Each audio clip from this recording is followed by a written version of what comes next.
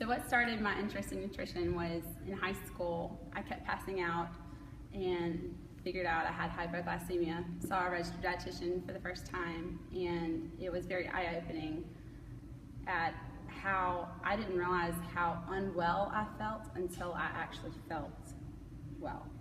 And it just changed my life. In addition to that, I had a natural inkling to the sciences, and when I started taking biology classes, learning about amoebas and things that really did not impact my daily life, versus I took my first nutrition class, and I immediately went to the grocery store to grocery shop and applied that knowledge that I just learned in class to my shopping trip.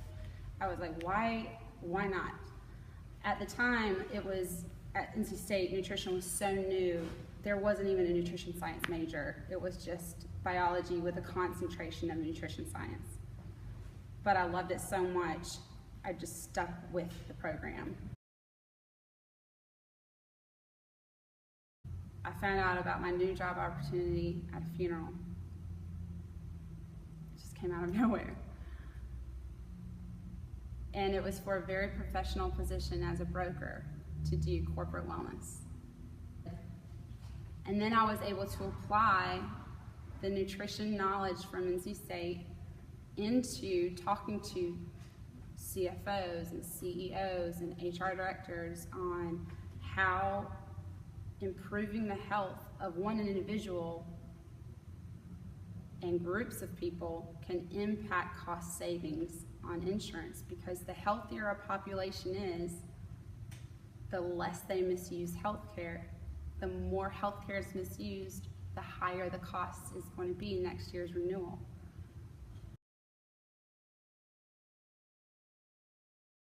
So Fitwit actually started as being an adage to what we could provide a gym, members of a gym. And then it began to grow, and it actually began in a coffee shop, 5 a.m. I would go to Starbucks 5 a.m. every day before work, and I would work 3 hours before my actual job began to develop the programming. And it just took a lot of hard work, elbow grease. And I am not providing people a prescription of a diet of here's what you have to eat. Definitely not doing that. I'm staying very clear, and I tell everyone that I work with, I am not an RD, I am a nutritionist, and I have my master's in nutrition, but I do explain to them I am not giving you, and I'm not going to tell you what to eat per se. So typical day for me is not typical. That's the easiest way to answer it. With my job now with Blue Cross Blue Shield, I work from home, so that's good because I'm on the road a lot. So I am serving clients all over North Carolina, having meetings, educating them about the products and services that we can provide as Blue Cross Blue Shield wellness programming. And I always try and incorporate consistency in my gym routine. My goal is to become an early bird, coming in to work out early in the morning, and then that way that part of my day is done, and then I can focus on working for Blue Cross Blue Shield, and then I typically work on Fitwit on the weekends.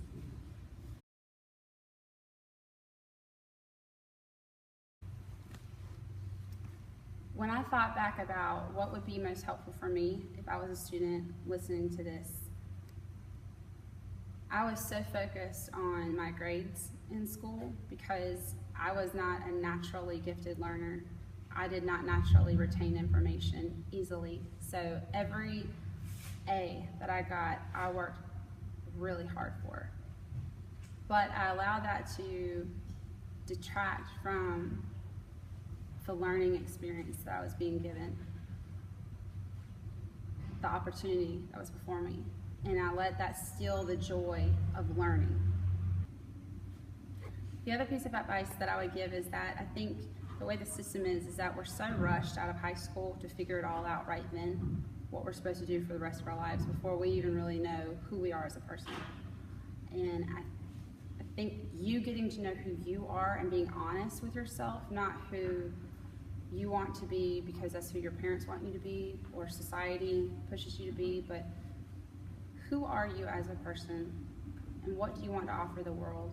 And if you were to sum up in one word what you want to offer the world with your life, my word is impact. I want to make an impact on the people I'm around. So, biggest piece of advice is figure out who you are, honestly assess yourself, and give that to the world, because only you can be you.